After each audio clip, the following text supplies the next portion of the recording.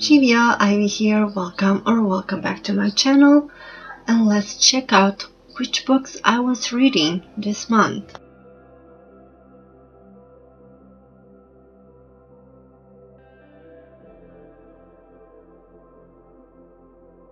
Now I read around 5 books. One is an ebook, one is an audiobook, and 3 paper books. I'm starting to read a little bit more from my library. Like, I have a couple of books that I bought, which I will show you later towards the ending of this video, which I heard a lot about these books and I got my hands on them. They're very fantasy, so yeah. When will I start reading them? I don't know, because I realized I have a lot of books that I have not yet started. I did buy it, I still have them here, and I kind of want to finish these books that I own. And my library seems to get in more and more new books, even though some are translated from English to my language. And I'm kind of really excited about it. So kind of like saving my money to go to the library, which is great. Now, this right here, this calendar, horrible. I should have not gone the way I did it, right? Like, the last one was a mistake, a mess, because I didn't know how to do it right. The calendar is supposed to be when you start and finished a book, so you don't have to write the dates when you are doing a review or writing your thoughts about a certain book. I wanted to try this out because I saw other content creators doing. And let's just say, you'll see, it is horrible. I am going to try it one more time next month again, just not in the way I did it for this month. It's just horrible looking. You will see what I mean.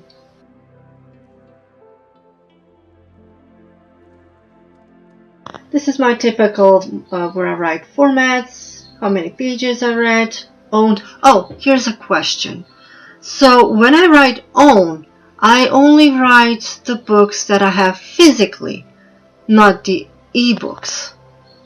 Or do you add ebooks also as I own this? Because I'm somehow owning a book is like you physically need to hold it. I don't know, that's how I feel, but I would like to know how you write when you write like this, how many books you own. Do you write or count ebooks that you own them here as well? I only write physical books. Never even thought about ebook as something I own.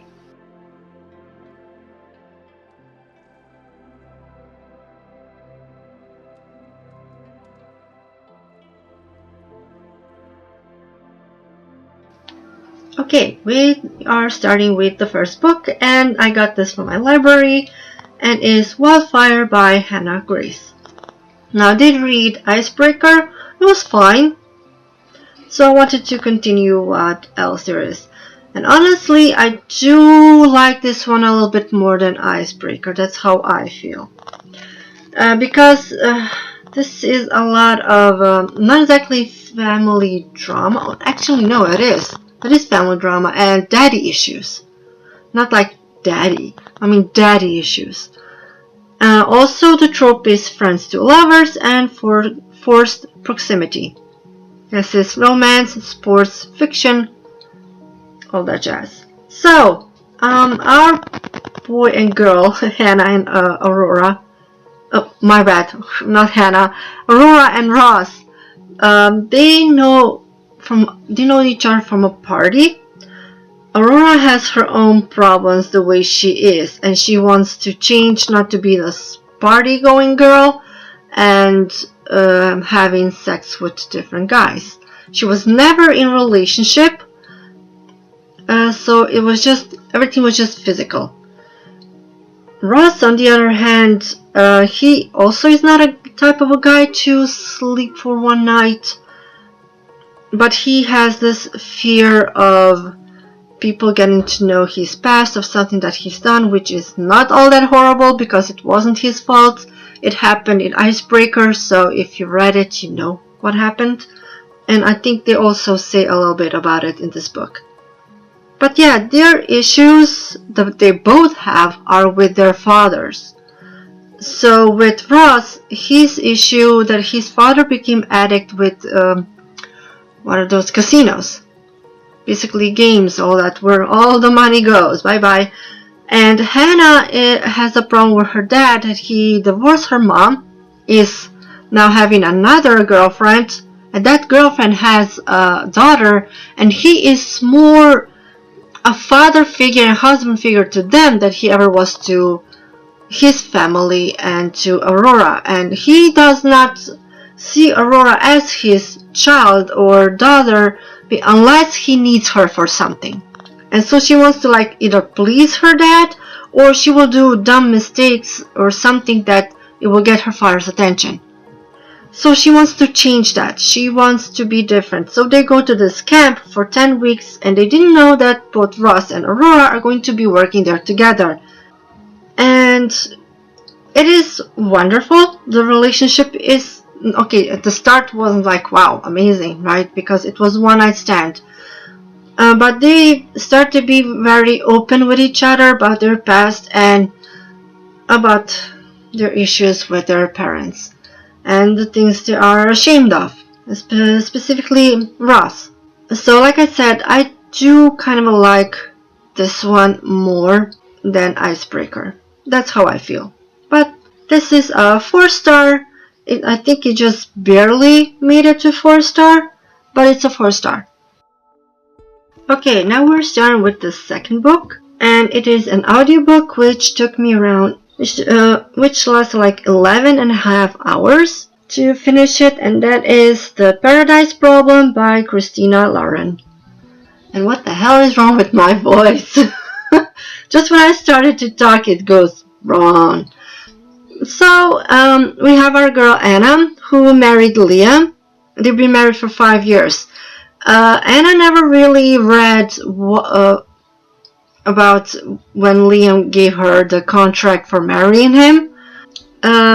She just, okay, she's married, she has now an apartment, she has somewhere to be, and she thought like, yeah, this works out just fine.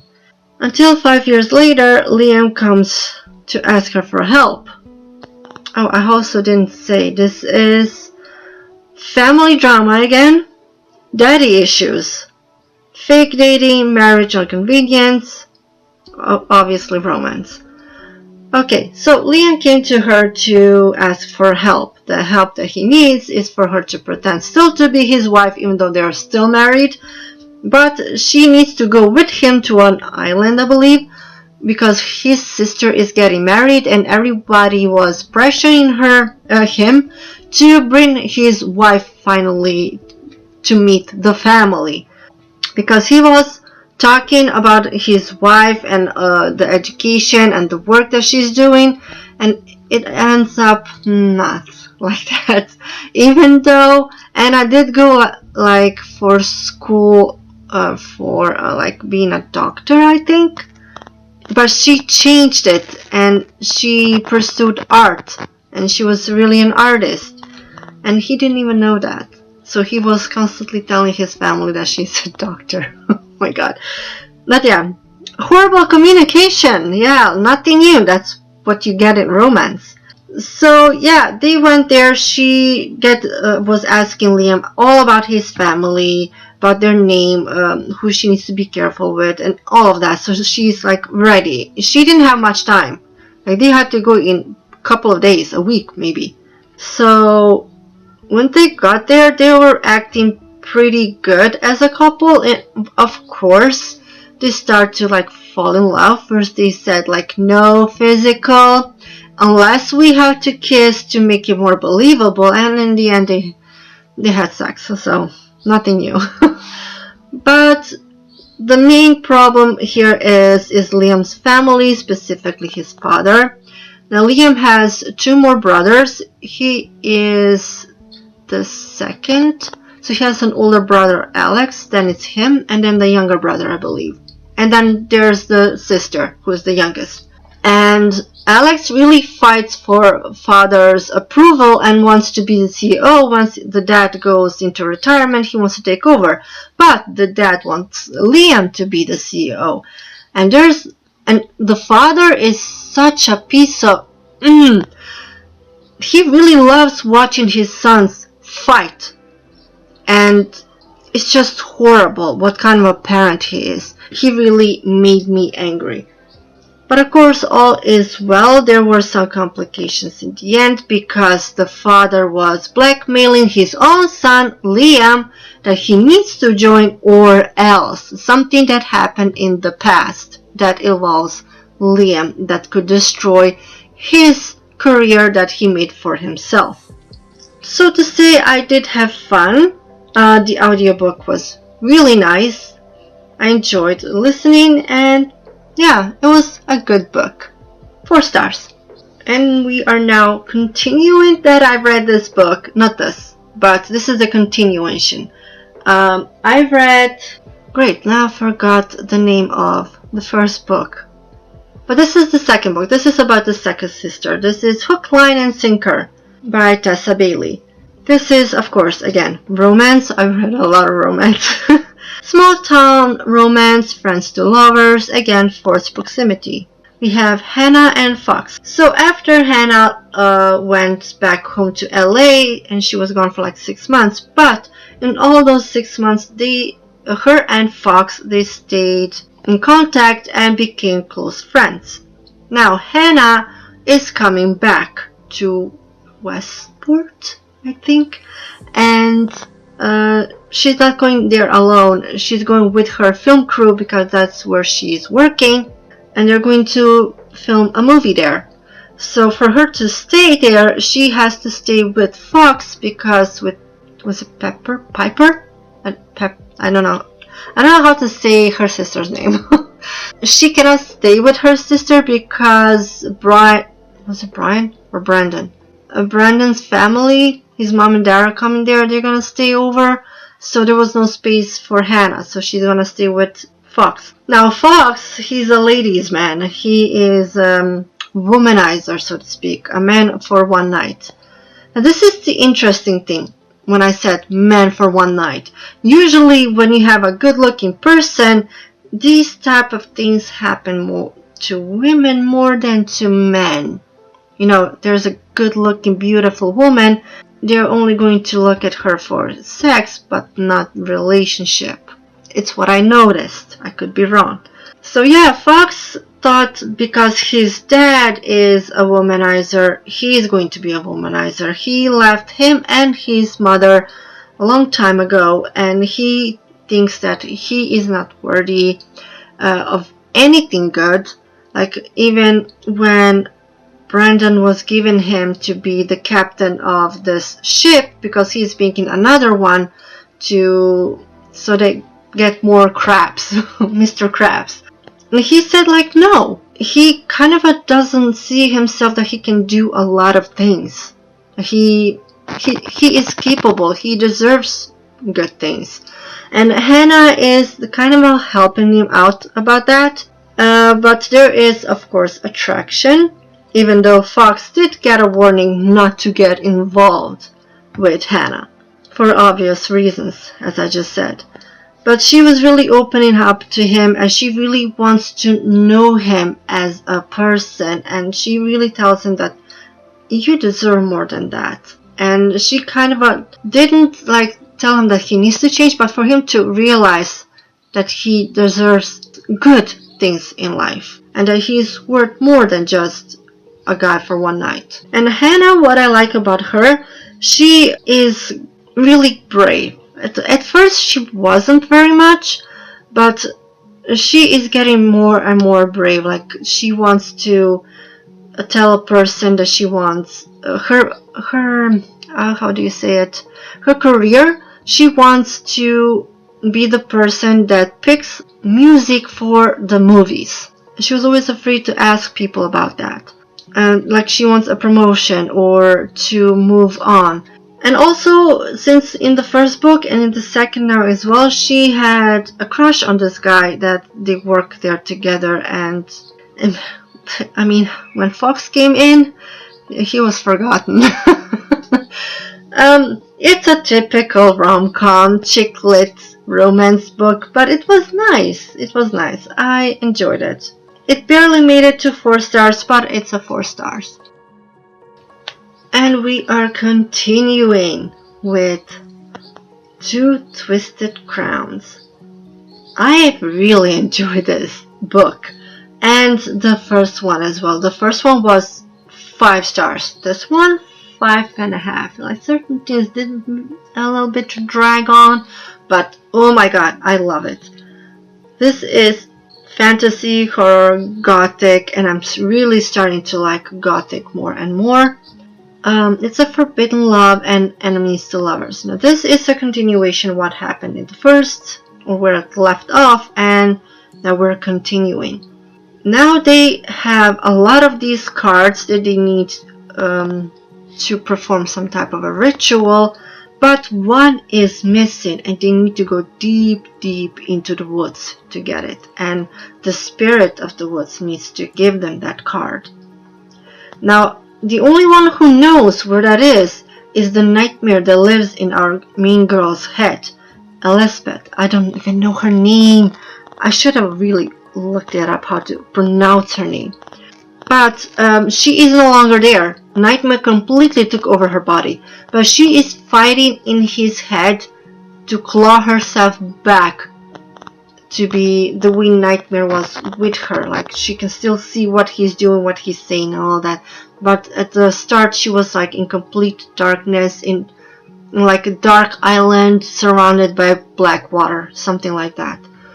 So she did claw herself out and became one with the Nightmare. The Nightmare didn't want to do that to her, but that was the curse of being an infected child and having magic. Magic comes with cost. Now in this one it's very much focused about the Shepherd King.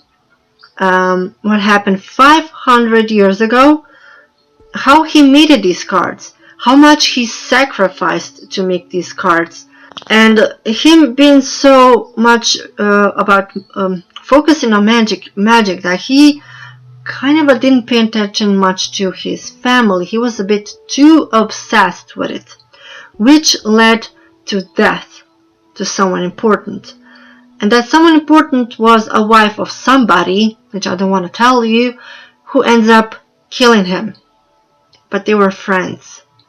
Now, in this time, the king, who is right now a king, wants to eliminate this magic, or the infection, to be specific, but his brutal son doesn't want that to end.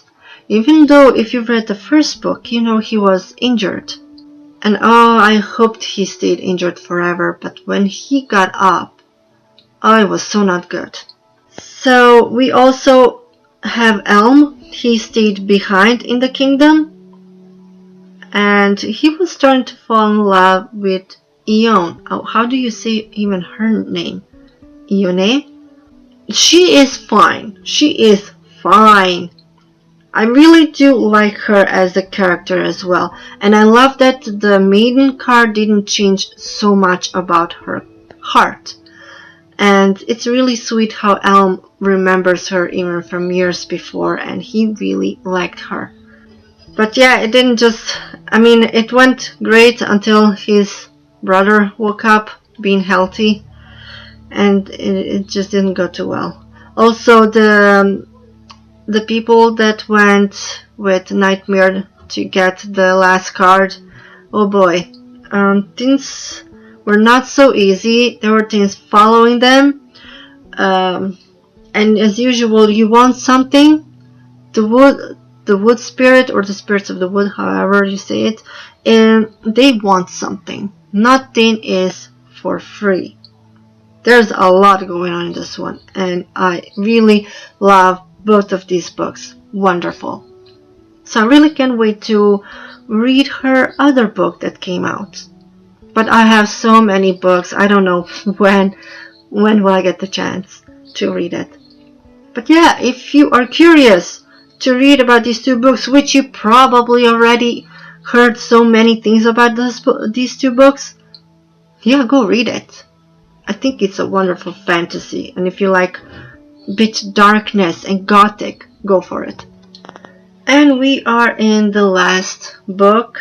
This is The Sweetest Oblivion by Danielle. Now, I had this thrown at me on Pinterest quite a lot.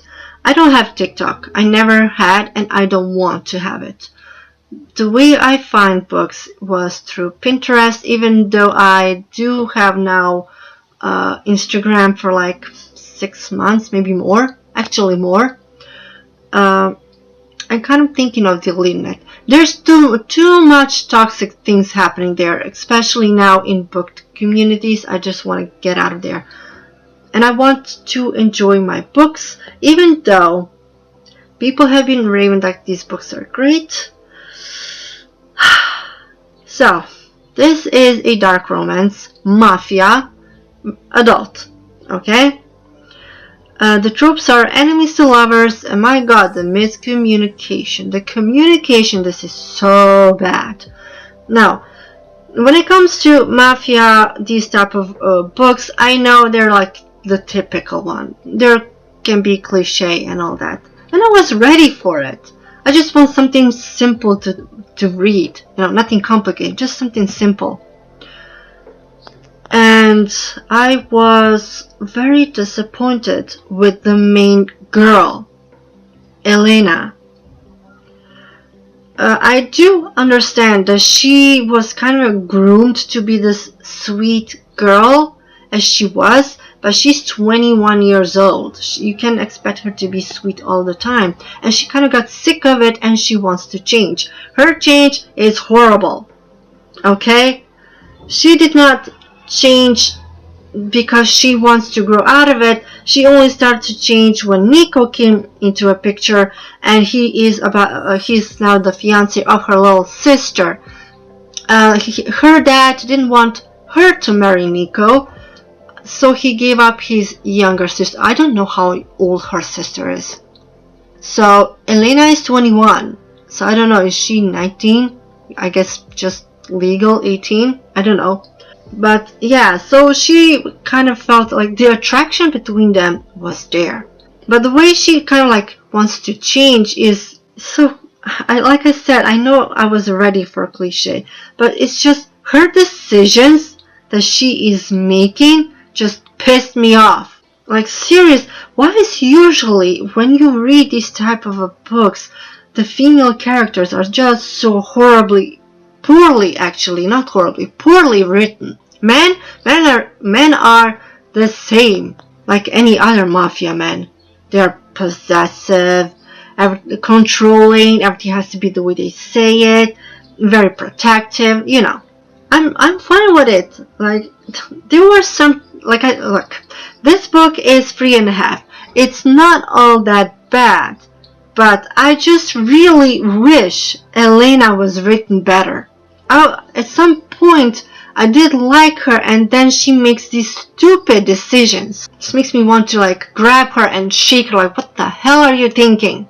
For a girl being born in the mafia, you should know these things, and you really need to be cautious, and you really need to think what you're doing. So yeah, like I said, the book is still fine. I had fun with it. It's just she was not written well. Elena was not written well. And I thought maybe at the end, towards the ending of the book, like she's going to have more growth. Not much. Not much. So maybe in this 2 more books in this series, maybe she will be mentioned. Maybe there will be some changes in her. But this one, she was kind of a letdown. Still enjoyed it, but I really wish for authors to really focus on their characters.